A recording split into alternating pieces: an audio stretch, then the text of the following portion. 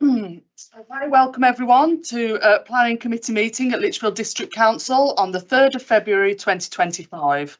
This is a publicly broadcasted meeting that is streamed live via our website and available on YouTube. I would therefore ask you to conduct yourselves in an appropriate manner. I welcome those present in the public seating area and ask that you be respectful to the committee members, its officers, as well as those speaking. I ask that you remain seated and quiet during these proceedings. My name is Councillor Harvey Coggins and I'm Chair of Lichfield's Planning Committee. In a moment, I will ask everyone participating in this meeting to introduce themselves. Before doing so, can I remind everyone in the meeting to ensure that your mobile and electronic devices are switched off or muted throughout the session. For those who have registered to speak, please ensure that your content is relevant and material to the debate in hand, and that you are mindful of the allotted speaking time. If you go over this time, you will be asked to stop immediately. When speaking, speak clearly so that those following at home, as well as those in the room, can hear you.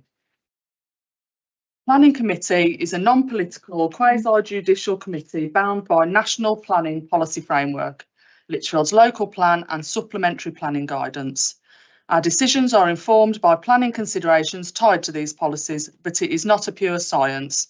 We must weigh up benefit and harm when coming to a view. The arrangements for conducting this meeting will be as follows. Officers will introduce each application. Any member of the public or applicants' agents who have registered to speak will then be invited by me to address the committee in turn. Members are reminded to keep their questions to the point and on matters of clarification for planning issues only. Technical questions or clarification of details of the application will generally be best directed to the officers. Committee members will then discuss and decide on the officer's recommendation on each application. May I be clear that we cannot receive questions or comments from anyone in the public seating area. Please be assured that the committee will aim to thoroughly question and consider all matters before it in coming to a decision. When we come to vote on each application, I will initially ask all members to confirm if they are minded to approve the recommendations in the report by raising their hand. I will then ask those of you voting against the recommendations or abstaining to confirm the specific planning reasons for doing so. In the event of a vote being carried against the officer's recommendation, I will ask officers to comment on the validity of the planning reasons recommended by officers. Will ask members to vote again on whether to defer that item for a further report on those reasons. For any reason a member is not present for the whole of an item, they will be asked not to vote on that application. I will now ask all members and then officers participating to introduce themselves. Thank you. Do you want to start on this side? Yeah, at the end, yeah. I'm Tom Ansell and I'm a Senior Planning Officer for Lichfield District Council. Ian Long, Principal Planning Consultant for Lichfield West Midlands Traders Services. Kerry Challoner, Development Management Manager. Stuart Evans, Legal Advisor to Planning Committee. Christine Lewis, I'm here as Deputy Monitoring Officer. Councillor Hugh Ashton. Councillor Andrew Rushton. Councillor Joe Powell. Councillor Derek Cross. Councillor Serena Mears. Councillor David Salter. Councillor Jamie Chetland. Sonia Wilcox. Councillor Tom Marshall. Councillor Di Evans. Councillor Michael Galvin. Councillor Keith Vernon. Councillor Jane Ancotel. Okay, thank you very much, everybody. Next, we'll go to apologies. So I've had apologies from Councillor Sharon Taylor. I think everyone else is present. Thank you. Okay, number 3, declarations of interest. Okay, we'll start with Councillor Ashton. Declaration of interest on 24/01168/full land at Beacon Park. I'm the City Council representative to the Friends of Lichfield Historic Parks who have been consulted on this. Councillor Cross, please. Thank you, Chair. My declaration is on the Ward Councillor for Fradley and case number 17/00686/OUTM and at Fradley Park, Halifax Avenue, Fradley. Thank you. Councillor Checker. Councillor for Lemonsley, which includes Beacon Park, so 24/01168/FUL. Also Chair of Lichfield Sports Club and Though I'm very interested in sport, I've made no decision on this and I've no pecuniary advantage. Okay, thank you. Councillor Wilcox. Yes, I'm the ward member for Fradley, so it's the Halifax Avenue. You? No one else? No, okay, that's it. Thank you very much. Minutes of the previous meeting. Has anybody got anything they would like to say before we accept them? Move The it. record? Move it, Chair. Okay, thank you. So that's moved. They're accepted as a true record and seconded. Thank you. That's all the work that we've got to do before we start looking at the first application. So this is application 17/686/OUTM land at Fradley Parks, Halifax Avenue, Fradley, Lichfield. Okay, so I'll pass over to the officer now for the presentation. Thank you. Thank you, Chair. Good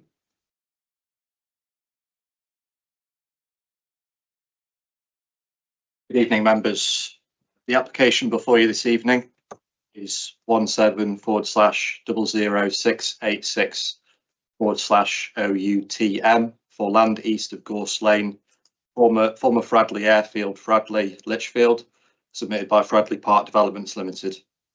The application concerns an outline development for up to 350 homes and open space, car and cycle parking, landscaping and other associated developments. Members should note that this application first came to Planning Committee on 4th of June 2018, had a resolution to grant permission subject to a Section 106 legal agreement. However, the Section 106 agreement was never completed and the proposal became dormant. The applicant is now seeking to revive the application and has submitted updated reports that reflect relevant changes to the proposals in the time elapsed. If I can just ask members and the public to turn to the supplementary report first, so that things can be made clear from the off.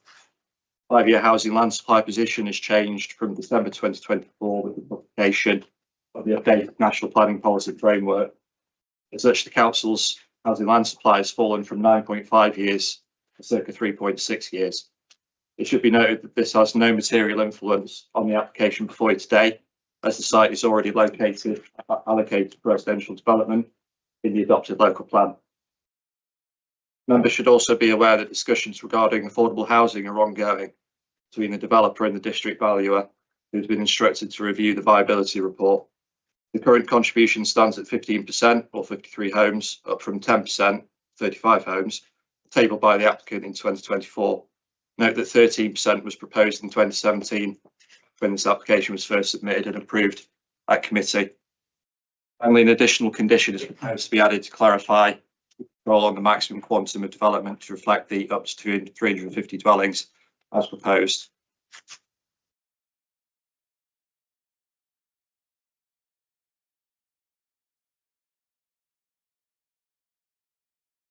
So the slide before you illustrates the red line plan. The canal to the north, Bellway Homes' site to the east, which is currently under construction, commercial area to the south, and mostly agricultural land to the west. In terms of photos, these were only taken from the western part of the site due to access constraints arising from the Bellway development to the east at the time. Photos 1 to 3 are taken from the southwest corner, looking in various directions. Photos 4 to 6 are taken from further north at the attenuation basin to the north, which has been granted consent and will serve the site and is technically in operation, serving the Bellway site. As you can see, the site is covered by excavation works, shrubs, and is somewhat unsightly, but is mostly flat, save for some artificial earth mounds. Briefly, in terms of history, the site was formerly the home of RAF Lichfield. Members should be aware that the site has permission for commercial development units via planning permission L-950584 and subsequent reserve matters consent 104/01403/REMM. This was implemented with necessary conditions discharged and some works undertaken, including removal of the runway and buildings and some excavation works, as noted from the photos of the site and as you will note from the aerial snap. However, works were then halted some time ago and the development has been mothballed since. the conclusion of this application of residential development. Site forms part of the Fradley Strategic Development Application in the adopted local plan under policy FRAD4, providing approximately 1,250 dwellings specifically on the area between the Coventry Canal and Halifax Avenue, which encompasses much of the former RAF airfield. Its allocation has come forward with the Bellway site next door to the east. Such, despite the extant consent for commercial development, the application for housing is policy compliant and acceptable in principle. The slide you can see before you is the indicative site plan. Access would be derived from 2 points in the south on Halifax Avenue. Further connections are proposed to the Bellway site to the east and an emergency access onto Gorse Lane to the west.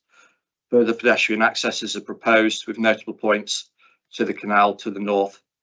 Full details of the primary and secondary vehicle accesses are to be secured by way of a pre-commencement condition. The site layout comprises various development parcels split by pedestrian and vehicular linkages, and also by density areas of low, medium and high. Of particular note is the central pedestrian link from west to east, which opens up off-site to the east to views of St Stephen's Church in Fradley. It should be noted, however, that the canal side is heavily tree-lined, and as such views of the church are fleeting at best. Other small linkages are throughout. Nonetheless, the layout as provided as part of this application is indicative in nature, being a matter reserved for subsequent approval. A condition is proposed to be included which would require a site-specific design code to be submitted to and approved by the council prior to the submission of any reserved matters application. And it's envisaged that this would be developed and informed by the adopted Lichfield District Design Code. In terms of housing mix, this would be 5% 1 bed, 42% 2 bed, 41% 3 beds and 12% 4 bed. This accords with policy as there is a dearth of smaller dwellings in Lichfield into demand. Section 106 contributions are briefly set out in section 23 of the report, being briefly affordable housing at 15% with a mix of at least 65% social rent, provision and management of public open space community areas and any unadopted roads, a scheme for public art within the site, a scheme for the provision of 62.86 biodiversity net gain units to be delivered on or off site with a further option to buy units from the council. Almost 1.4 million index linked for the first 250 dwellings, with just over 500,000 index links for an additional 100 dwellings towards school provision. An additional 0.42 hectares of land is also reserved for the expansion of Bradley Park Primary School, £6,000 travel plan, sum to highways, and a further £5,000 additional school travel sum from part of the Section 106 agreement, as well as a contribution towards off-site sports pitch provision. Also note the CIL charged at a rate of £40 per square metres for residential development in this location, not including indexation. The final overall figure would become known at reserve matter stage when the exact floor space is known. As part of the submission, the applicant has included some images of the homes that may come forward. As this application is an outline, these are simply indicative at this stage, but it gives an idea to members as to what to expect. Details would be conditioned and come forward at reserve matters should committee grant consent. Note that there are conditions relating to a design code, so the standard design and character of housing and surrounds would be set by a condition. Originally, the drainage area was proposed to be located beyond Gorse Lane to the west, but the plan has been revised to connect to the basin to the north, which has already been approved and used by the Bellway site. Note that there is a drainage condition attached in light of the submitted drainage scheme to include an exceedance flow. Other than this, the drainage scheme is considered acceptable. To the north of the application site on Hay End Lane is the Midland Pig Farm site. The site has been granted planning permission by way of appeal for residential uses, which is yet to be implemented. However, there are condition discharge applications currently live in respect of this site. former pig farm is currently dormant, but the use could be recommenced without the need for any planning permission. As such, an odour assessment has been provided with the application, which is defined a cordon sanitaire, within which residential development on this part of the site would not be deemed acceptable should the pig farm use recommence. A condition is proposed which limits the quantum of development on the site to no more than 200 dwellings within the area within which the cordon sanitaire applies. In order to satisfy the condition, either the pig farm must have ceased to be operational and no longer benefit from a lawful use as a pig farm, or details have been submitted to and approved by the council demonstrating that development is acceptable within the cordon sanitaire area. It is considered highly unlikely that the pig farm will recommence operation. The strategy for biodiversity net gain comprises two elements. Firstly, on-site provision via landscaping, tree and shrub planting, and some wildflower seeding to the attenuation basin. And secondly, the off-site provision of a wooded area adjacent to the A38 to the south, which together achieves a biodiversity net gain uplift of 21%. Whilst no concerns were raised with the on-site provision and improvements to the attenuation, we felt that the original scale of the woodland area to the A38 was compromised by its narrowness, rendering it unbeneficial for wildlife. As such, the developer has doubled its thickness at the request of the council's ecologist, and this is now deemed acceptable. In respect of highways, and going back to the planning history, you will recall that the site has an extant consent for commercial units. This permission is used as a fallback permission in the assessment of highways impacts, and this approach is accepted by officers and county highways. In 2017, the difference in highways impacts between the residential proposal and the commercial permission were either negligible or were reduced at key junctions around Fradley and those connecting to the A38. An updated transport assessment in 2024 concluded that impacts would be even further reduced at key junctions, as many trips would now be internalised within the Bellway site to the east, which includes a school, nursery, health surgery and public house. In all, matters of highways are satisfied subject to further conditions on details of access.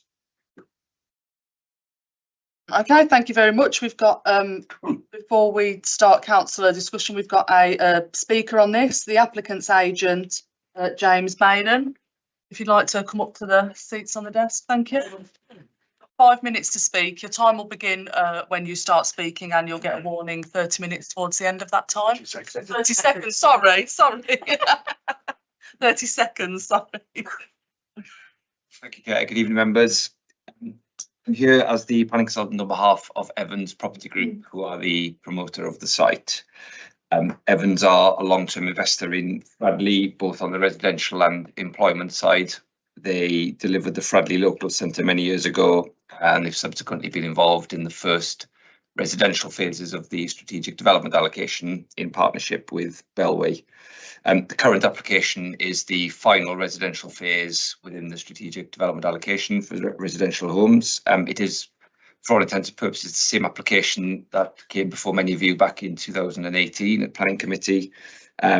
Delays since have been due to protracted discussions with Staffordshire County Council regarding the Section 106. We are now in a position where those issues are very close to being resolved, hence why we have brought the planning application back to you for determination. In the intervening period between 2018 and current, there's been no material changes in planning policy since you resolved to grant consent. We have updated the technical reports and the baseline data where necessary to make sure it's up to date and an accurate basis to assess the planning application. And we hope, therefore, that members continue to support what is a policy compliant scheme. One matter which has changed since 2018, which was alluded to by officers, is the affordable housing percentage. 13% was supported by members in 2018. The current proposals have increased from 10% to 15% following feedback from the district valuer. We're seeking to agree this 15% at the Planning Committee tonight, and also with the district valuer. And in the unlikely event that it reduces, we have agreed with officers that the scheme will come back to you to be reconsidered. That is everything I have to say, Chair. Thank you. Thank you very much. Before we start questions and discussion, I'll just remind everybody that the recommendation for this is to delegate to the Director of Planning to approve the outline application subject to the conditions set out at the end of this report and subject to no further objections being raised to the application that have not been previously raised. Who would like to start? Okay, Councillor Gross, thank you. I was looking for the microphone. It's not here anymore, is it? Thank you, Chair. Yeah, I've got 2 or 3 questions here for the officer, please.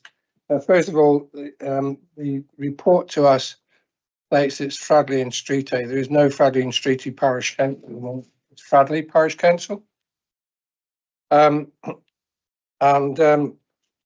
other, I'll go through item one by one if that's okay. The Section 106 agreement. You just mentioned that there's a site sports provision. What does that mean and how much?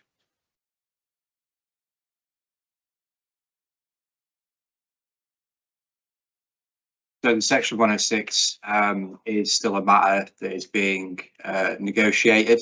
Final quantum or quantity going towards off-site pitch provision being a matter which is being negotiated at the current time. Has a figure been arranged for that yet? Because this is a big development and all that we've seen at Fradley to come from that is about £350, 350,000 towards sports provision, which is nowhere near enough for what we need in that village. So has any figure been fixed on this yet, this section with the Section 106? I know that we're aware. Are you aware? Okay, if I may clarify, No, we can't, I'm afraid, sorry. Okay, yep, sorry, Councillor Marshall, yep. You don't need to apologise, Chair. Thank you very much, thank you. Just a couple of points. First of all, I don't have a problem with this, but it is almost unprecedented to have affordable housing at such a low level. 15% is very low, but again, I'm not philosophically opposed to that. And I do understand that the developer has to have a viable project, and increasing the affordable housing may well, of course, compromise that viability. So that's the first thing. I'm just a little bit surprised at the low level of affordable housing, but I'm not personally concerned by that. The other thing is, I've lived around here quite a long time, and I didn't know that there was a scheduled Neolithic causewayed enclosure located approximately 900 metres to the north of the application site. I'm intrigued to know what that is and whether it's open to public access, etc. Thank you.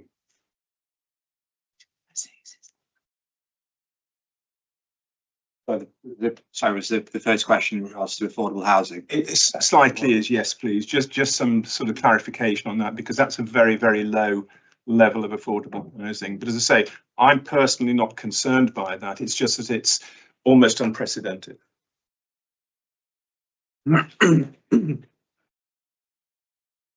I'm aware that it's been through the district valuer, and that's where that figure comes from, the viability that's available in the site. Could I just come back on that? So if other developers are watching this this council meeting now and they see that, does that effectively suggest a benchmark for future developments?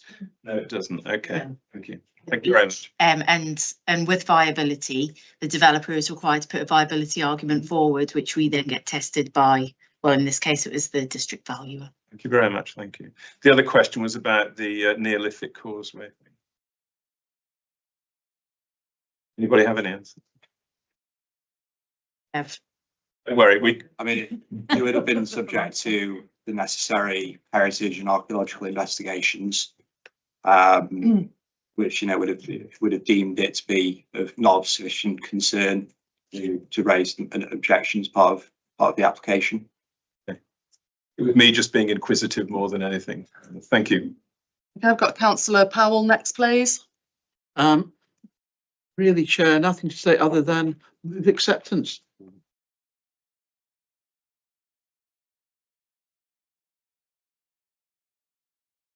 Yeah. Okay, I've got Councillor Evans next, please. Yes, Chair, I too I'm concerned about affordable housing, despite, when you wouldn't be surprised to hear me say that, because despite what the district valuer says, I do think it's really vital, particularly in this day and age, that we have the right percentage of affordable housing, because year after year we haven't had the right percentage, and we're in the situation now where we really need houses for people who have, well, affordable houses. So I do think it's important that we continue to try and get the right percentage.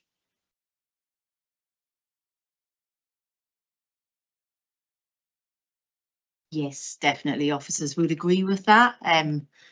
But we do have a policy that does say if it affects the deliverability of the site, then we can look at reducing that figure. But as long as that's evidenced, and that evidence is backed up by our expert opinion, the expert opinions that we send out to the district valuer. So yeah, it is noted, and like I say, each case is on its own merits. Okay, Councillor Checkland next, please.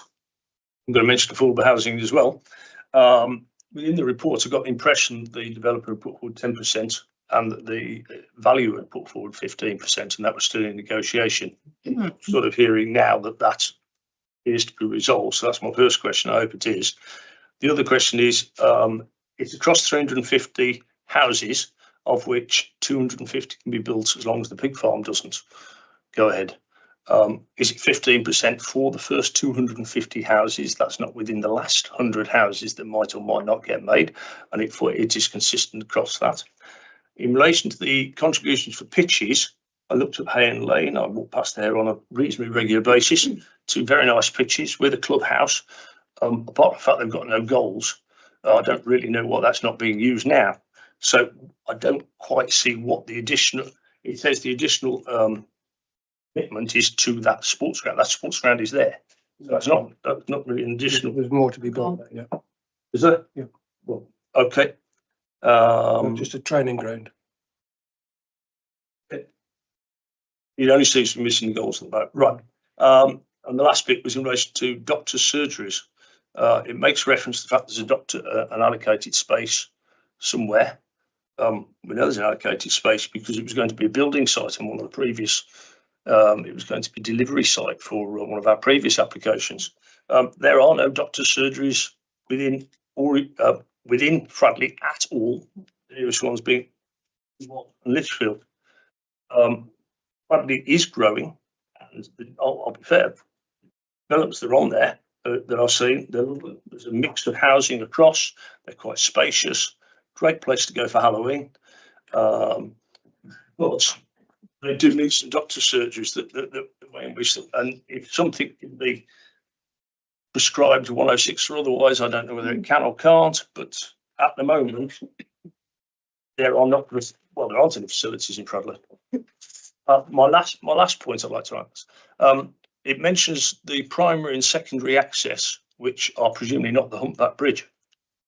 The Humpback Bridge at the top of Gorse Lane, I don't know if any work is intended on that, but that is the access to the nursery, one of the schools, the church, the pitch provision, the Fradley Village A38 junction entrance, which would be the nearest junction to get to from that estate.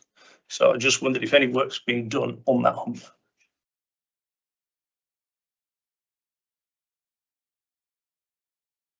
I can take some of that. I've made some scribbling, so hopefully I've captured them all. Affordable housing, 15%. The Section 106 agreement will request a plan of where that's going to go, so we don't end up with it all in one place at the end, because that doesn't comply with our policies. So that will be up to the developer to satisfy the Section 106, which will control that. Be 15% across the site. Doctor surgeries, we've got no response from the ICB requesting any money, and so we haven't really got a hook to hang it on. And in terms of the Humpback Bridge, the highways officer hasn't requested any off-site highway works. The fact I'm stunned on the highway safety point of view. The nearest nursery is 200 metres the other side of of that humpback bridge. The church is the other side of there. Yeah, I mean, probably the main entrance to the A38 is the other side of there as well, because you can avoid the lorries. So I do have some serious concerns in relation to the traffic. I think the proposal itself is very good, but you've got to be able to get off it. In terms of traffic going north along Gorse Lane, that way, away from the site.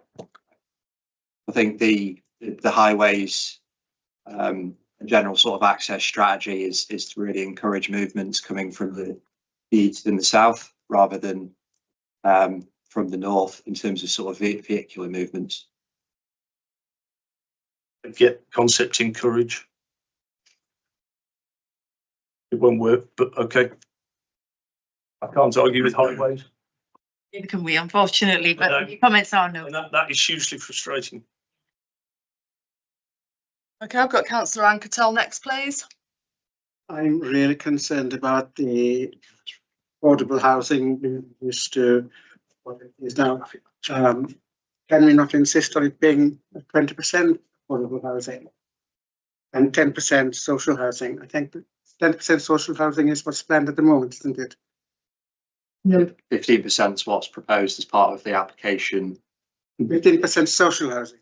It's 15% affordable housing overall. I think the mix is for 65% of that. The social rented. 50% of the affordable social rental. I still think should be at least 20% of affordable housing. I'm also concerned that we should insist that there's an archaeological excavation of the land before any digging is begun. I think that's a recommendation from the archaeological people. Because there's a suspicion that there's some stuff underneath there, historical stuff underneath there.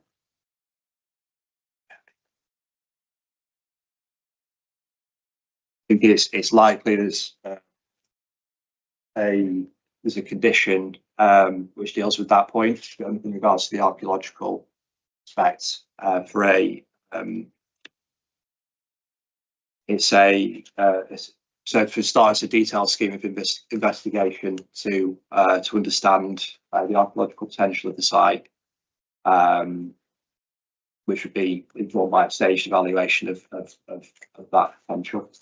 But we could be doing digging beforehand, I mean, archaeological excavation beforehand. I think that's important.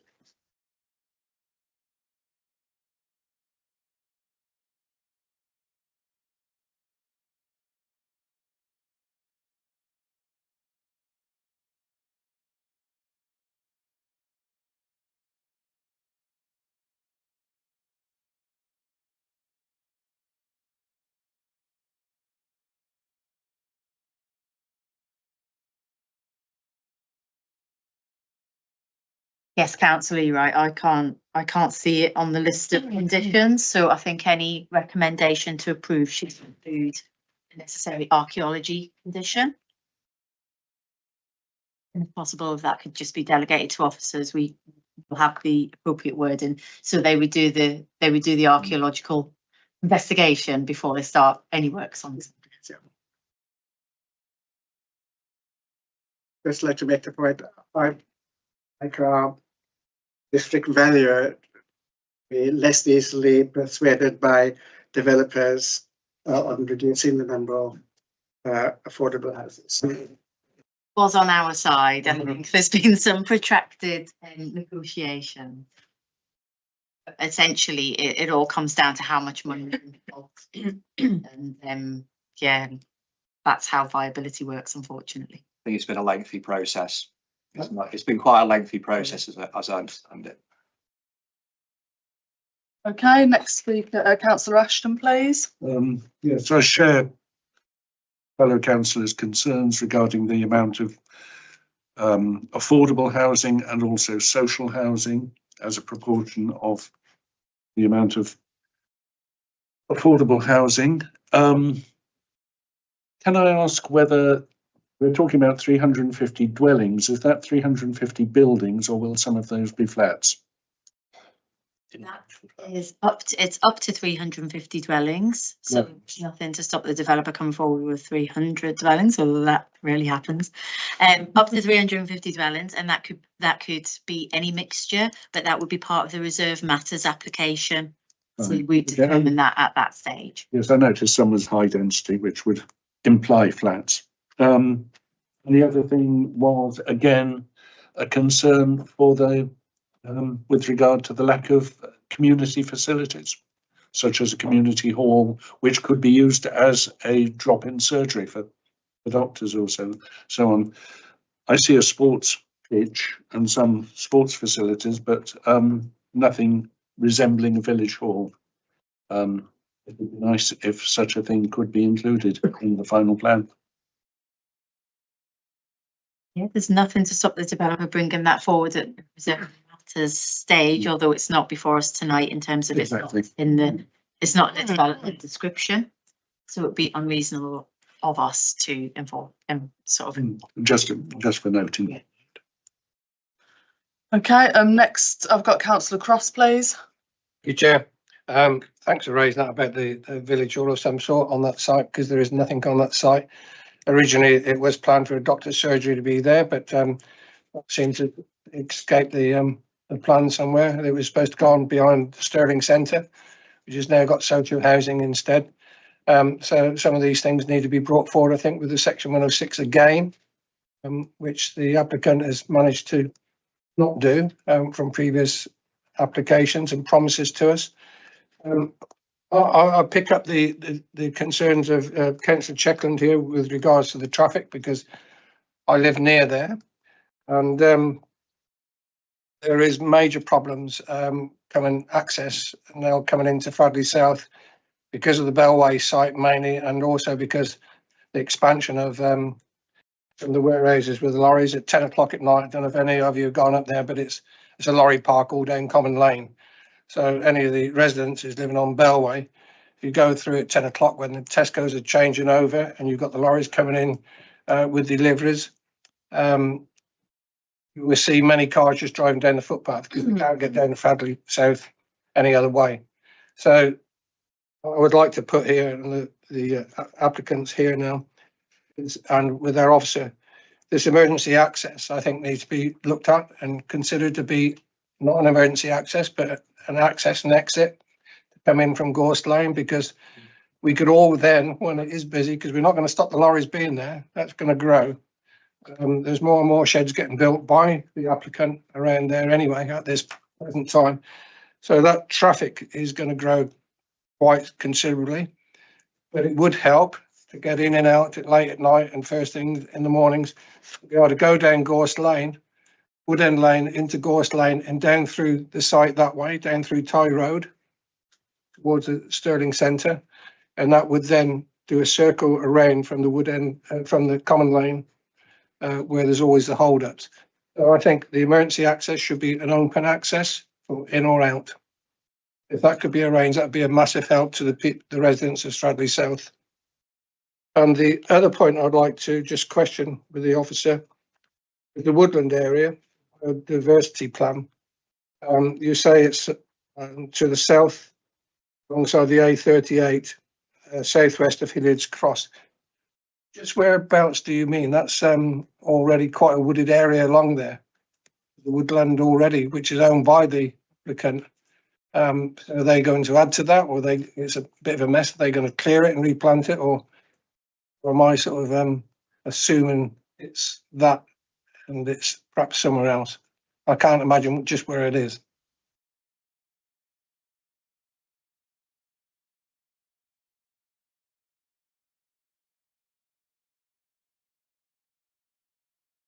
I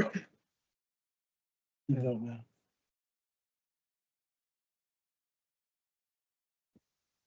Share the slide again. Can you bring it back up, please? Appreciate the image that's been captured. What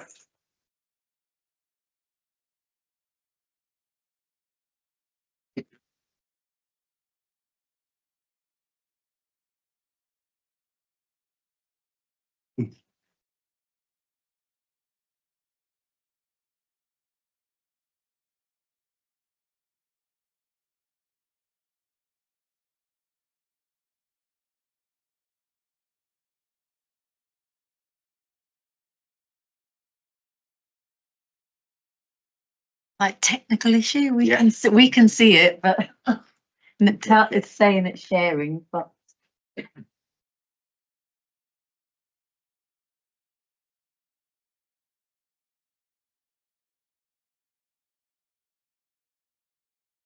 Hmm.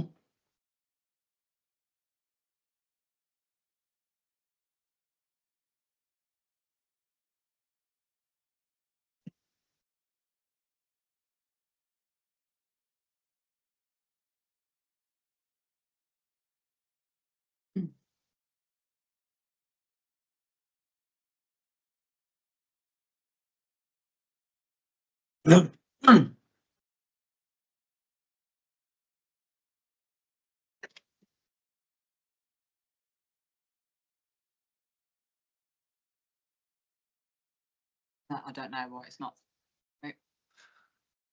Can you describe where it is? Going up in there. Is immediately adjacent to the A38. Yes. It follows along a portion of the land adjacent to the A38, which isn't currently wooded. It's effectively what appears to be a field, perhaps in some form of agricultural use. What that is, I don't know. But it's not an existing woodland. Okay.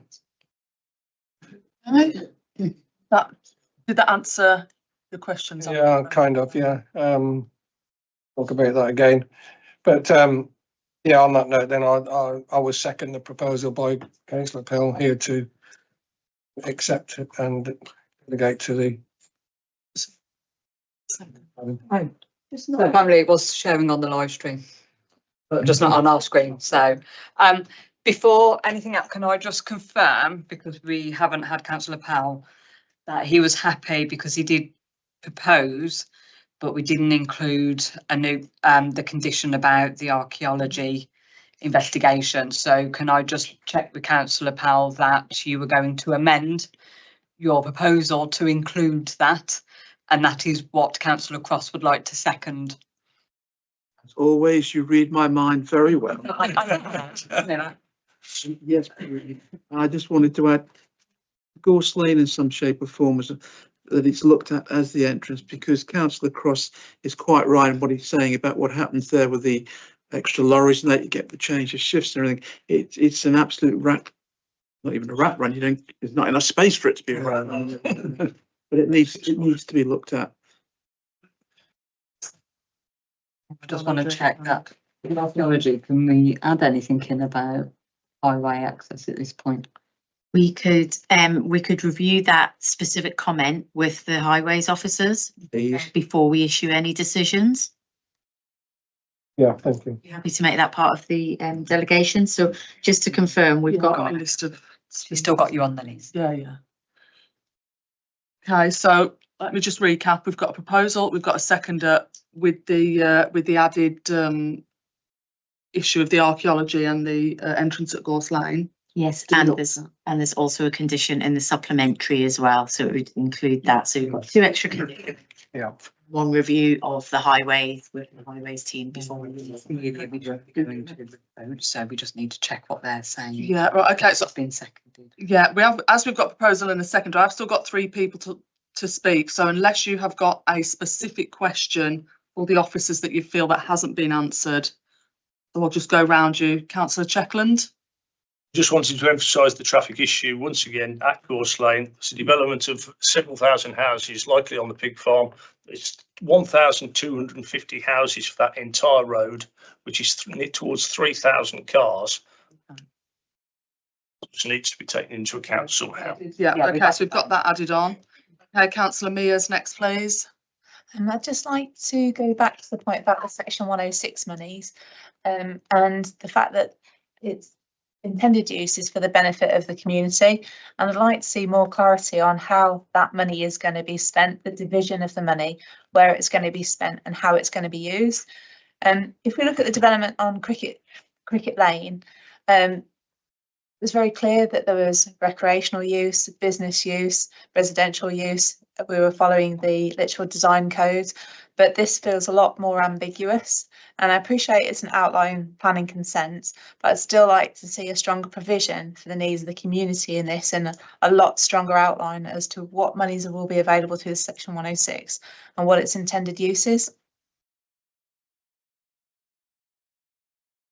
Yeah, no, that's absolutely noted and understood. Yeah. As a last point, I'd like to see more of it directed into the community for things such as recreational facilities, play areas, the village hall, doctor surgery and healthcare. I want to see more of that. There's a lot of people living there now, and it seems to be a little bit light on community provision.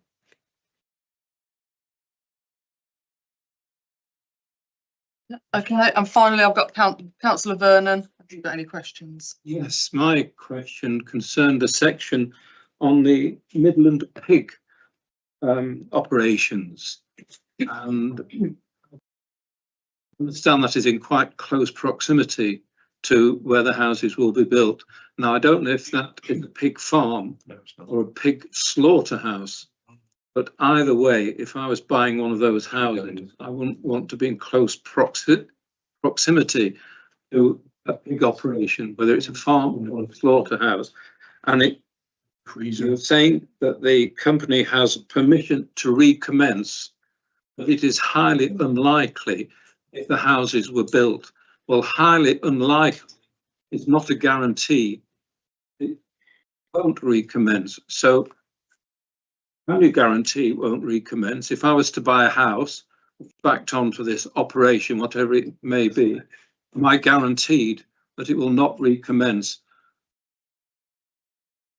So there is a condition proposed within the list of conditions which limits the quantum of development to up to 250 dwellings, reflective of the cordon sanitaire as contained in the odour assessment, which has been submitted as part of the application, which effectively includes an area of the site which, if the pig farm is to come back into operation, development would not be acceptable within that area.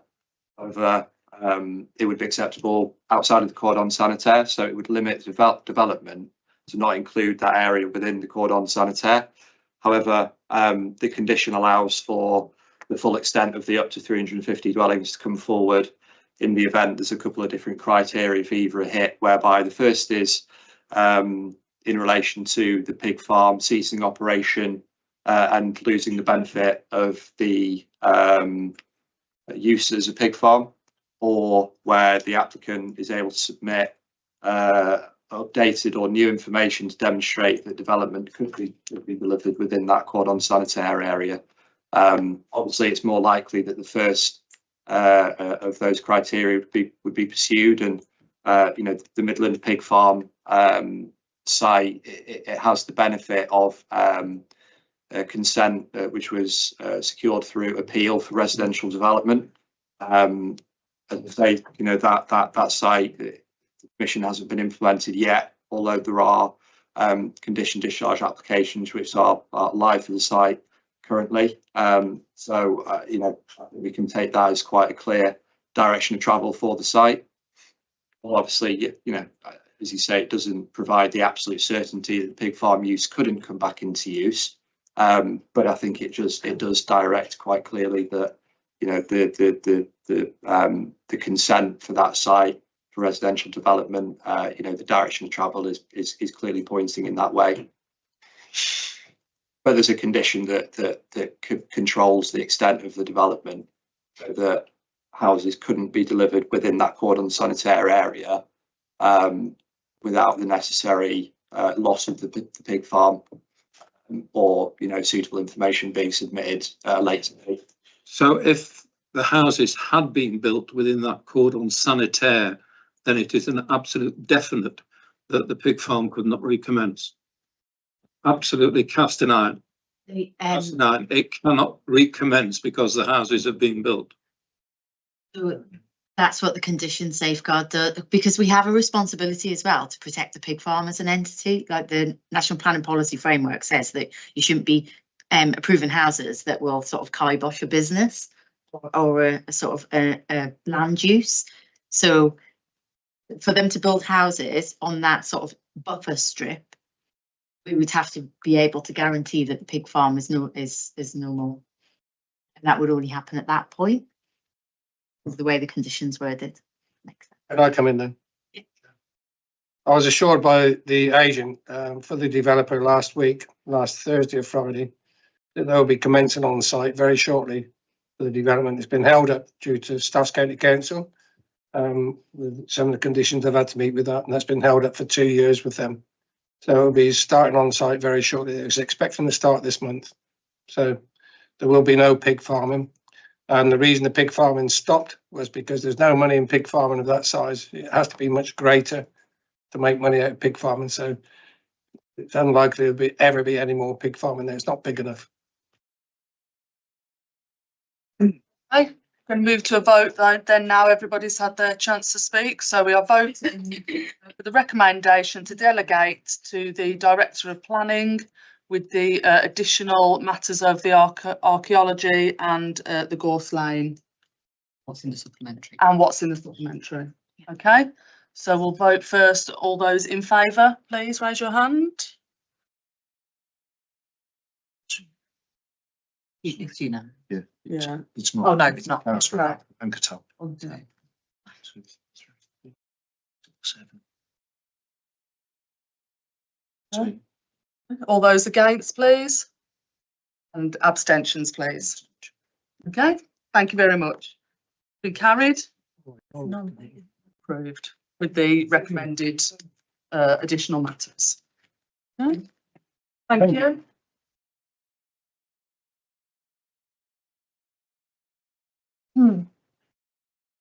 Okay, planning application number 2 for tonight is 24/01168/FUL, land at Beacon Park, Green Off Road, Field.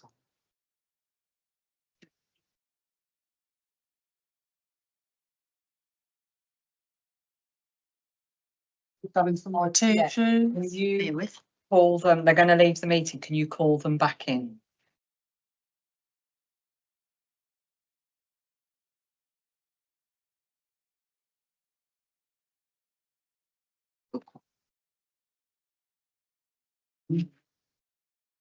Do you know your way out? Oh, sorry. I'll come in.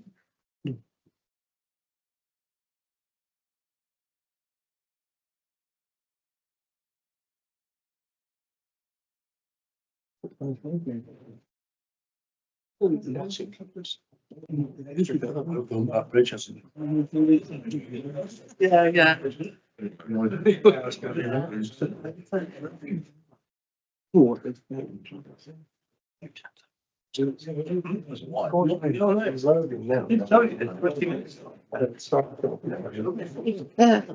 It's still there when you come back as well.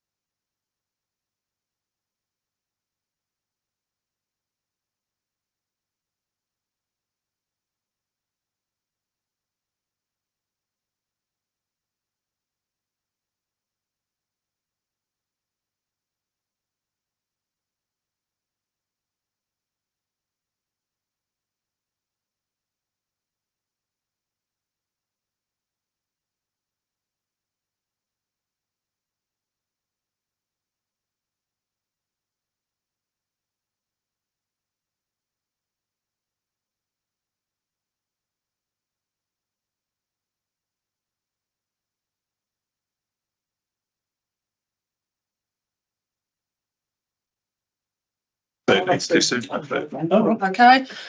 so we'll start again with the second planning application, which is land at Beacon Park, Greenoff Road, Lichfield, application number 24/01168/FUL.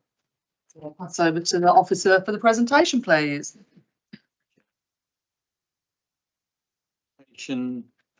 Before you concerns a parcel of land located on the northern side of Beacon Park's golf course on land that forms part of the 9th hole. This application proposes the erection of a paddle tennis facility on this parcel of land. The facility will be located within Beacon Park, just beyond the built limits of Lichfield, outside of the city centre boundary. Constraints affecting the site are the main constraints affecting the site are the fact it's outside the built limits of Lichfield. The built limits essentially being around here. Within the Grade 2 listed historic park and garden known as Beacon Park, which is also an asset of community value, and it's also within the West Midlands Greenbelt. The site lies to the west of Greenhoff Road car park. The site will be accessed on foot by the existing public footpath to the north. You can't see it runs about there. With the spur coming off of this and providing access to the clubhouse building. To the north and west of the site is a Morrison's supermarket and its associated car park. To the north, east and east of commercial development. Sure. And then to the south, east, south and southwest is Beacon Park and the golf course. A few photographs. First one's taken from the east, facing towards the side of the paddle tennis courts and the clubhouse, and then photograph 2 from the south, looking towards the entire complex. Photograph 3 is a bit closer, again from the east, looking west, and then 4 is looking south, but from a sort of offset, so you can see a bit more of the park. And then photograph 5 is actually facing away from the court, so you can just see where it is in relation to the rest of the park. The clubhouse will be positioned on the northern side of the facility, with the 3 courts to the south. The clubhouse is a fully enclosed building, but the courts are outdoors and they'll be surrounded by fences and screens. The hard standing areas around the courts aren't covered either. They're demarcated by fencing. The clubhouse will feature a seated waiting area, a small office and 2 season basins will be connected to the main sewer which runs to the north of the site. The clubhouse is envisaged to be used purely as a waiting area by those who have booked slots. There'll be lockers within this room to store personal belongings. Got sink for refreshments in the waiting area here. So the fencing and screens around the courts will be constructed to the required specification for paddle tennis. Condition 8 seeks of the decision notice seeks further details, including the finish and colour of all proposed boundary treatments and glazed walls, amongst other things. That's page 56 of the committee report. The photograph at the bottom is actually an existing outdoor facility, Nottingham Paddle Centre. It's got 4 courts. It's simply to show what a typical paddle tennis setup is as a visual aid. It's obviously the environment is clearly different to Beacon Park. As above, the council is going to use conditions to secure tighter control over the finish and colour of the materials used for the boundary treatments, and as well as securing landscaping, which is condition 9. The clubhouse building will be a separate, simple rectangular structure, single story in height, vertical cladding on its walls, differing colours. Condition 10 on page 57 of the committee report seek further details on all proposed external materials and glazing concerning the facility. The council has requested initially to consider the principle of development, noting the fact that the development proposes a new sports and recreational facility in a location where there is already an existing sports and recreational facility. The site is also in the West Midlands Greenbelt and beyond the built limits of Lichfield. Further, councillors should consider the visual impact of the development, including the clubhouse's design appearance, the development's impact on residential amenity, noting noise, access and highway safety, impact on trees, ecology and drainage. Councillors should also be aware of the minor updates in the supplementary document, which I'll just list now. The council's tree officer has confirmed that they have no objections, subject to a planning condition being used to secure further detail. Condition 5 has been redrafted accordingly. That's in the supplementary document. and the new wording in that document has been verbally agreed with the officer. Lichfield City Council has no objections to the proposed development on the basis there is adequate parking provision, or rather on the provision there's adequate parking provision. Matters concerning parking and highways have been considered in detail in section 15, which starts on page 50 of the report.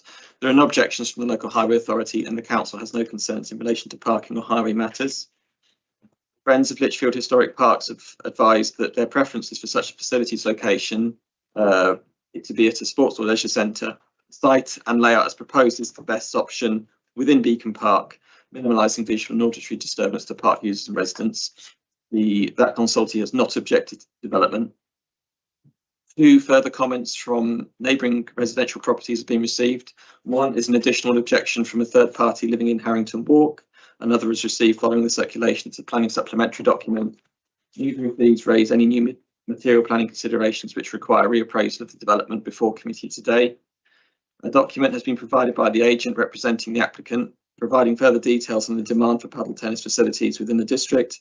This document confirms that paddle tennis has increased in popularity dramatically since 2020, increasing in estimated players from 6,000 to 90,000, and that around 8 courts are likely to be needed within Lichfield's district to meet local demand.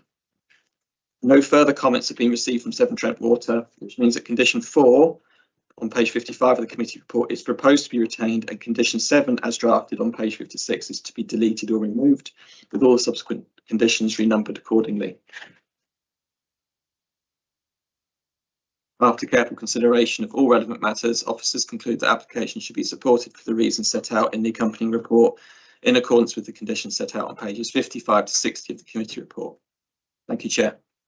Okay, thank you very much for that report. We've got one speaker on this tonight, the applicant's agent. Well, it's 2 people actually. Simon Keane and Katerina Abramovich-Adele. If you'd like to make your way up to the table. Even though there's 2 of you, you'll still just have the allotted 5 minutes, and we'll give you a warning 30 seconds before that is up, not 30 minutes. The time begins when you start speaking. Thank you very much. Wonderful. Thank you, Chair, and good evening, everyone. Thank you for your time today. In terms of operations and logistics, I will run through a few points before handing over to Simon from BHB Architects for further technical information. So the first being the booking system. It's called Playtomic. Playtomic is the leading app for booking and managing paddle courts, with over 50,000 registered users already engaging with the platform within playing distance of our facility. This is more than just a booking system, it's a community building platform, and it works similarly to the app that we use for Beacon Park tennis courts. One of its key features is the player rating system, which allows users to find and match with others of similar skill level, meaning a high level of community interaction takes place and ensures that more people stay active more often. Additionally, the app simplifies payments, allowing participants to split costs seamlessly. To book a court, you download the app, create an account and book a court. All payments go directly into Stripe account owned by the local district council, ensuring complete and full transparency. In terms of a microsports role, we will oversee the management of the paddle facility. Our expertise and network will help maximize facility usage, generating more revenue that LDC can then reinvest. We have extremely strong links with the most successful paddle centre in the UK and have access to their operational blueprint. Moving on to affordability and accessibility, the cost is roughly £5 to £6 per person per hour, which is highly competitive, if not cheaper than most of other local sporting options. We will continue working with Tasmin Turner and her wellbeing team to ensure that paddle is accessible to all, particularly focused on those who may not typically have the opportunity to participate. To further increase engagement, we will host a range of events and competitions. This will attract visitors to Lichfield, to offer businesses sponsorship opportunities, and help Beacon Park continue to thrive as a recreational hub. At the facility itself, equipment will be available for hire and or purchase, with racket hire approximately £2.50. From a security perspective, access is granted through a Playtomic app, generating a unique keypad code for access. CCTV will be in operation at all times, and a staff member will be on site for around 4 hours per day to oversee the facility, coordinate events, and create a welcoming environment. In terms of usage and utilization, the average session length is 1.5 hours. Some will play more, some will play less. In addition to casual play, the facility will host tournaments, leagues, corporate events, and beginner sessions, further boosting engagement. So we believe the proposal is more than just about paddle tennis facility. It's about community, health, and sustainability. With a simple and effective booking system, a structure that ensures financial transparency, and focus on accessibility and engagement, this initiative will provide long-term benefits for residents and businesses alike. Simon? Right, just a brief overview of some of the items that were raised, just as conditions or objections really. The first one really on noise. It just refers Can't thing here. It's to do with noise. So the first one is to do with noise. Really just to point out that in the acoustic report that was submitted, the level of noise is no greater than existing background noise levels. So just to put that one forward.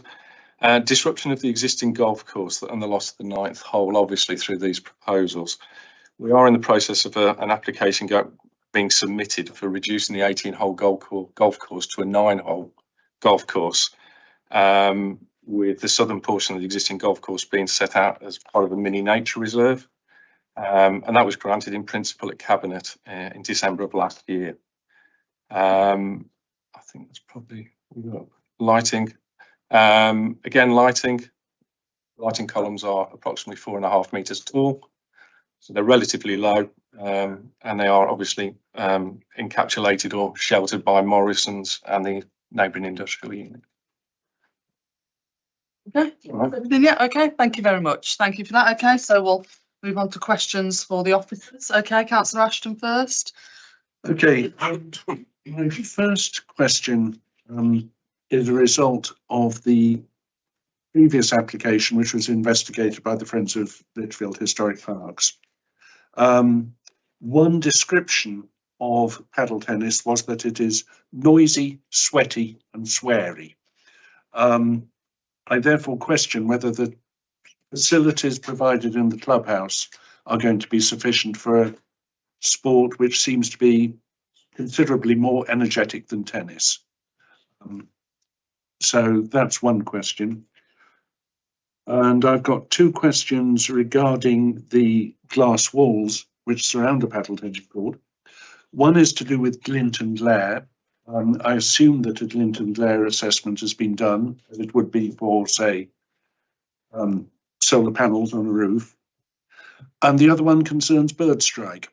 Apparently in Spain, the number of birds which were flying into paddle tennis courts caused some kind of legal review at a high level. And I wonder if that assessment has been made.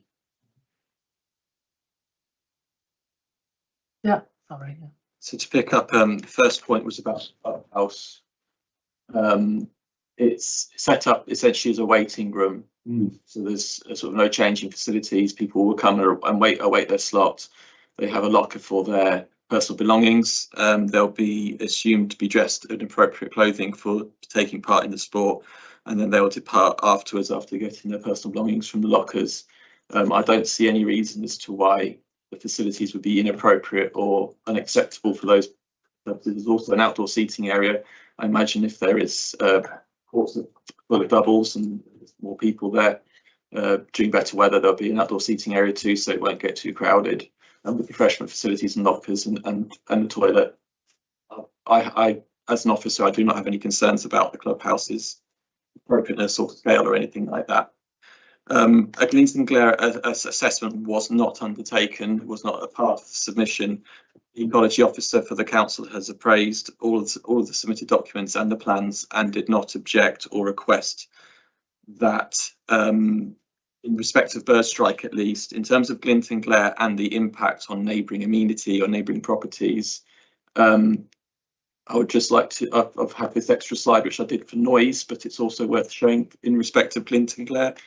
You can see the distances to the nearest residential properties and in the intervening, given that the glazed walls are all sort of up to 2.5, maybe a little more than that, meters tall. sort of single story level, the intervening boundary treatments to hold Morrison store, the fact that there's fences and car parking and things between here and these houses, and same these houses here. There's no concern over Clinton glare negatively impacting the amenities of any neighbouring amenity in terms of garden or internal spaces.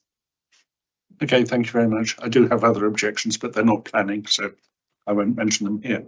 Okay, thank you. Councillor Evans next, please. Yeah, can I just clarify, are there going to be solar panels on the roof?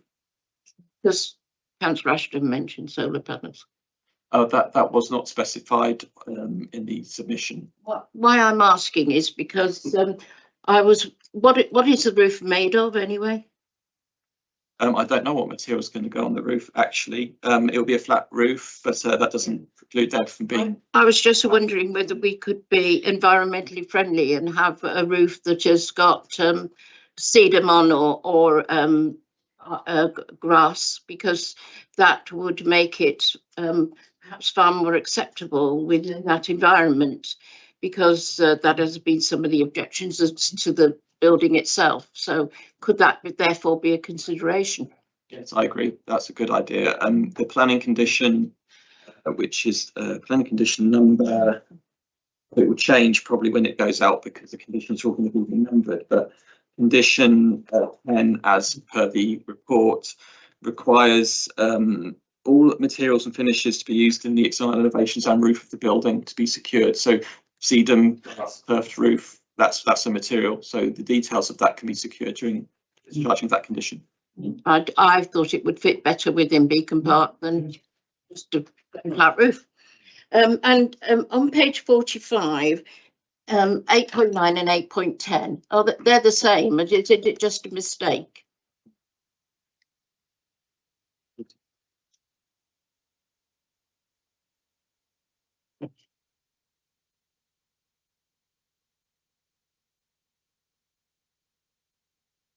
Paragraphs 8.9. 8.9. Yes. 8.10. That's a mistake. Yeah, I understand why it was there twice. And where we're talking about disruption of the golf course, and I understand reducing the numbers, but the whole 9 is not going to be there unless they put in an application to put it somewhere else. So presumably that will happen eventually. I know it's not part of this, but it is.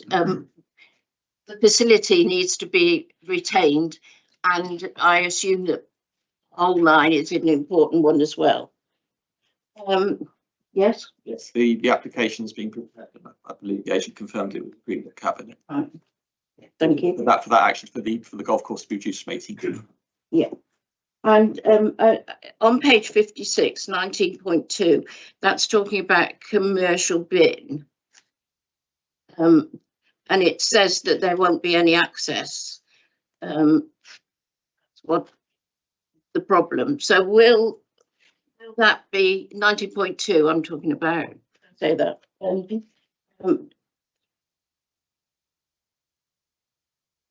Talking about access for a commercial bin. Finding it on my report.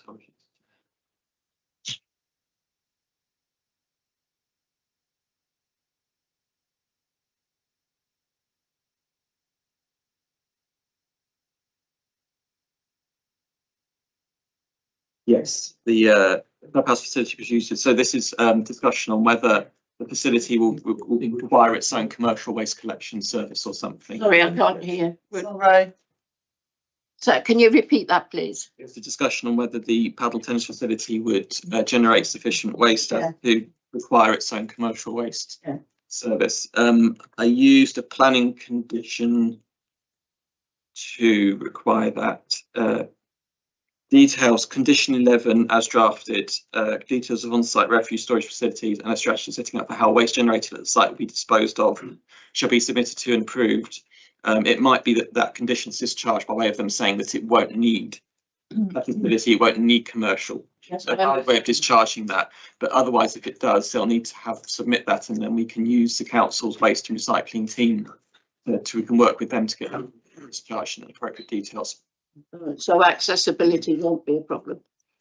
That will be discussed at the point of the condition being discharged. So they'll have to find an appropriate way that doesn't result in access issues to get rid of the waste that's generated by the site. Okay, thank you very much. Thank you. Okay, councillor Galvin, next please.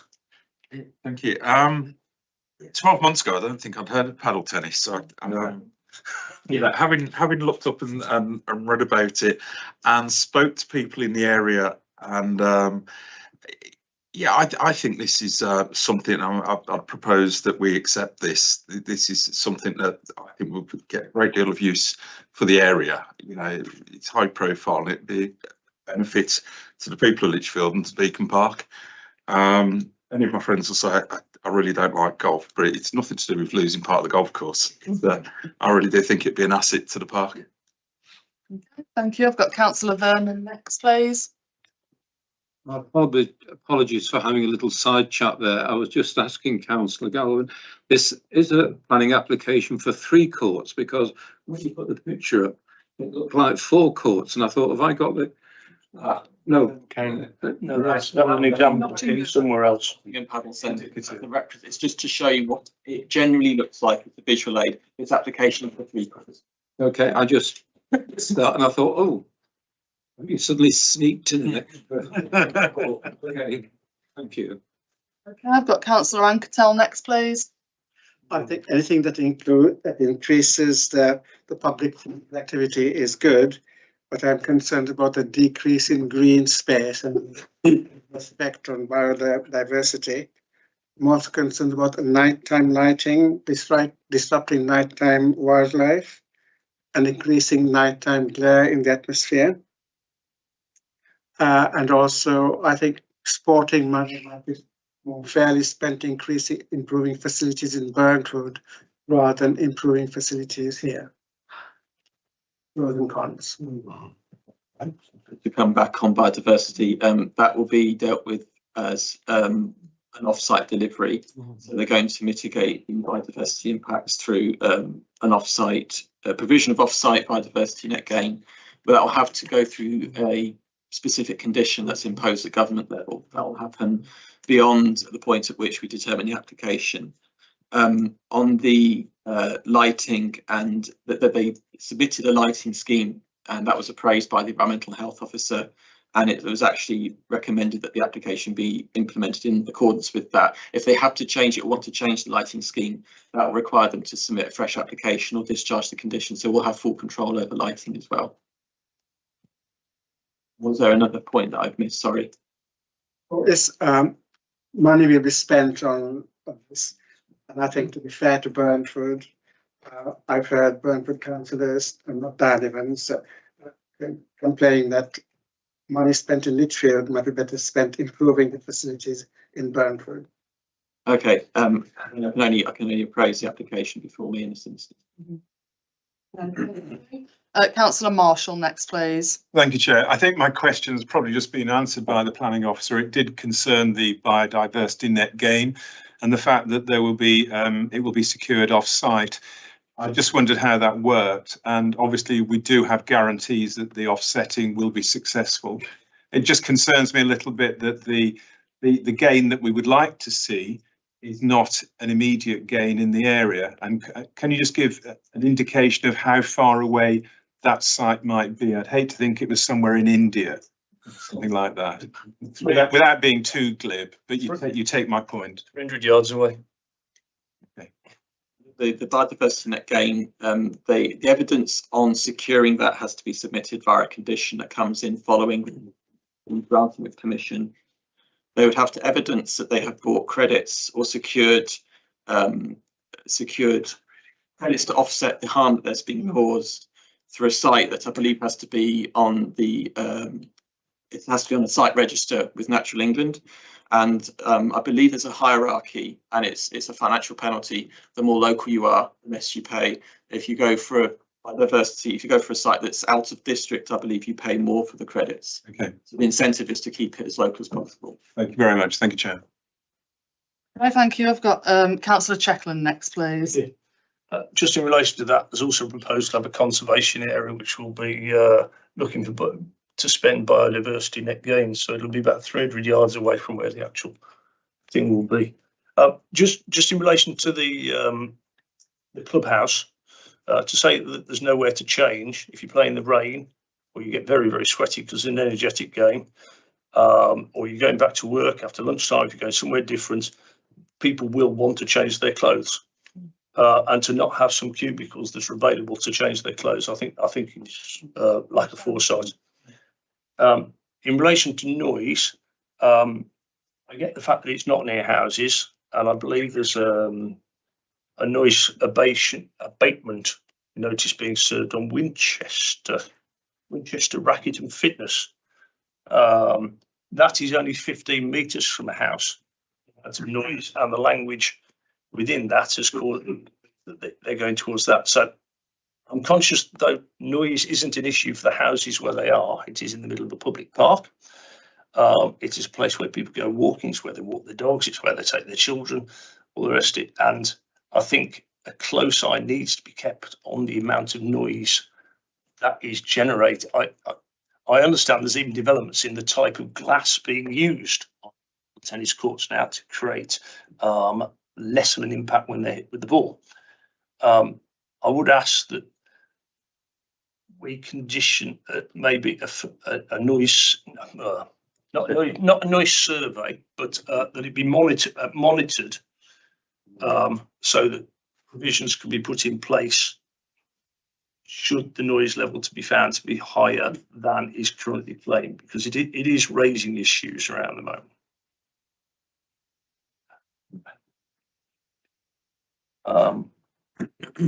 My last question was in relation to floodlighting and hours of operation. I know we had floodlighting mentioned when we looked at the leisure centre at Stitchbrook Park and put a limit of 9:30. It isn't right next to any houses, but is there going to be, what are the hours of operation for the paddle tennis lighting, please? Hours of operation are 7 AM to 10 PM, Monday to Sunday.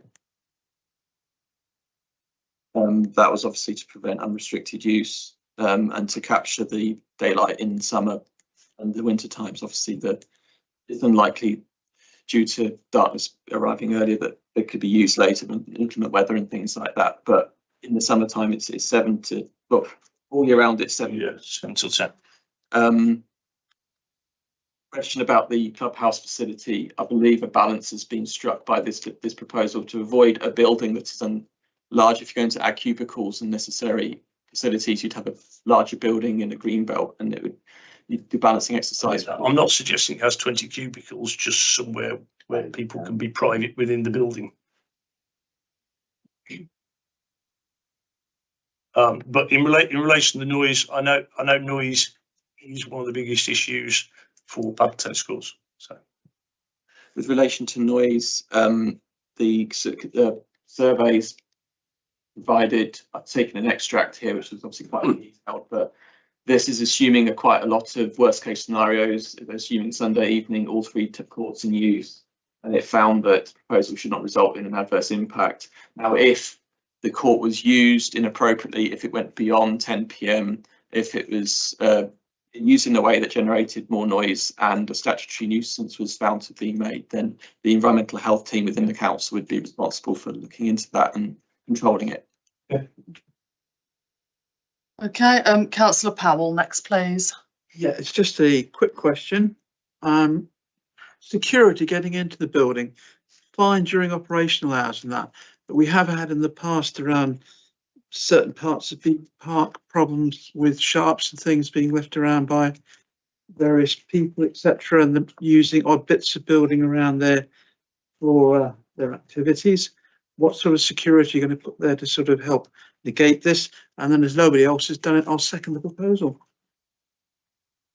In terms of security, there is an in-house office, which I don't know if it's going to be staffed all day during the facility's use, or whether it's going to be temporary. At the facility, the security will be managed by Microsports, as I think was alluded to the first speaker.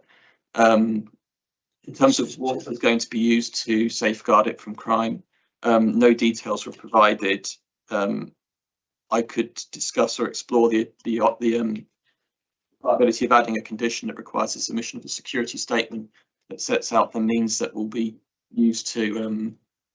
It could be a justifiable condition, given its location, given it's a little far away from natural surveillance, that you could ask for a security statement that sets out all the necessary means they'll take to avoid crime happening in and around the site. I know through the parks people, we do get problems with sharps and things being left around, so I think needs to be, is out the way there. Oh, Councillor Cross. Okay, yeah. Thank you, Chair. I know nothing about paddock courts, so that's why I've kept quiet.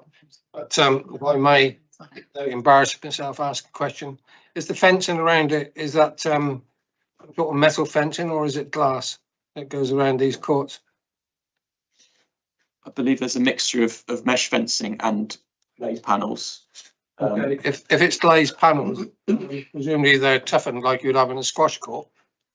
Would that be self-cleaning, or who maintains the cleaning of them? Because I know in squash courts when I used to play, they used to get quite mucky. I imagine they'll be again maintained and managed by Microsports. Okay, thank you.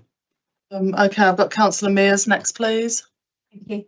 I was just wondering if it would be possible for if a green roof, sort of a turf roof on the building, could be used to offset the biodiversity net gain. Is that something that could be included? Well, I'm not sure on the viability whether they could whether they could secure the sufficient credits or gain on just a sedum roof alone. It's likely they'll seek to secure the entirety of their net gain off site, but a sedum roof obviously would be, in addition, it would be a bonus that wouldn't count towards the official offsetting, but it would certainly from our perspective be beneficial, because we also have a local plan policy that required before the statutory biodiversity net gain, it required enhanced biodiversity net gain as well. So it would go towards completing that policy. Right, we have had a proposal and a seconder, so I've got two more people. So please, if you've got questions for the officers, not statements, Councillor Vernon first, and then who was it? Salter. Yeah, so Councillor Vernon first, please. I understand that building the courts will result in the loss of the 9th hole of the golf course. Is this considered to be a problem? Because I'm not a golfer, but I could imagine keen golfers quite shocked. I think they were playing a 8-hole golf course. And some golfers play the twice to make it into an 18 round of golf. So having a 16 round. So is that not considered to be a problem? On this occasion, the application has been fully assessed on the basis that a hole is being lost from the existing course, and there is no mechanism through which it can be a replacement can be secured. So a replacement hole or the alteration of the course to a 9-hole, that's also not being secured by this permission. The application is felt to be acceptable by virtue of the rising popularity of tennis and the demand that the district will need for it to positively weigh in favour of supporting the application, even if it results in the disruption of a whole of the existing golf course. The golf course used very much. It's the golf. This is not really relevant. We don't. This is not relevant to planning matters, so I'm going to put that dead there, I'm afraid. And move on to Councillor Salter for one last question, then we'll go to the vote. Thank you, Chair. It's in respect of what we heard about bird strike. I am very concerned about that, and I wondered if it may be possible to use sort of tinted glass or a means of at least the birds not being able to see clearly through it. That's always the problem. A window to a bird is a hole in a wall. In a previous life, I used to know an awful lot of welfare of injured birds. I was licensed by the DOE for bird of prey, and that was a frequent problem. Bird strike into just household windows, French windows, that sort of thing. I don't know whether trying to prevent that, a tinted, textured, or skewer glass of any sort. The The walls will be built to Paddleton specification. Whether that precludes that there being tints or not, I don't know. The condition, I think it's condition 9, seeks further details of all boundary treatments, because obviously it's a very boundary treatment wall and glazed panel heavy kind of setup. That will be an opportunity for that to be explored further. I must just mention that Bird Strike, the ecology officer, has appraised everything submitted and has not raised bird strike as a concern of theirs. So to request changes that are specific to bird strikes is going to be tricky to justify, given that we don't have the support of the ecology officer. But there's no reason why we can't explore why it's not possible to limit the risks, limit the opportunities for that to happen. Thank you. Okay, we're going to move to the vote now. So the recommendation is that we approve it with the conditions. So if I could ask everybody to raise their hand if they agree with that, please.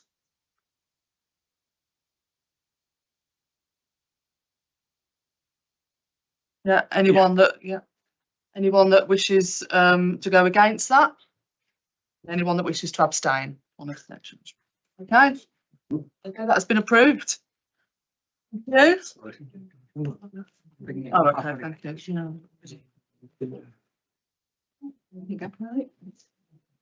Okay, yeah. That as the exclusion of press and public now, that as publicity will be prejudicial to the public interest by reason of the confidential nature of the business to be transacted, public and press be excluded from the meeting for the following item of business, which would involve the